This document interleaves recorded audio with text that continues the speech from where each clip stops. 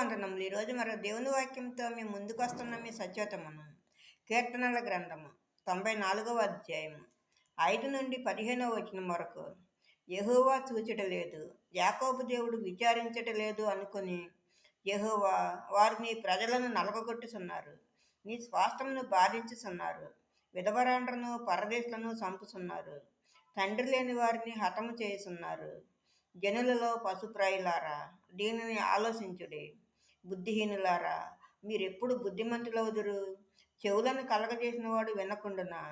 కంటిని నిర్మించినవాడు కానకుండునా? అన్యజనులను శిక్షించేవాడు, మనుషులకు తెలివి నేర్పువాడు దండింపక మానునా? నరుల ఆలోచనలు వ్యర్థములని యెహోవాకు తెలిసి ఉన్నది. యెహోవా, నీవు శిక్షించేవాడు నీ ధర్మశాస్త్రమును బట్టి బోధించువాడు ధన్యుడు. భక్తిహీనులకు గుంట త్రవ్వబడు వరకు, నీతిమంతుల కష్టదినములను పోగొట్టి వారికి నెమ్మది కలగజేయుదువు. యెహోవా తన ప్రజలను ఎడబాయువాడు కాడు, తన స్వాస్థ్యమును విడనాడువాడు కాడు.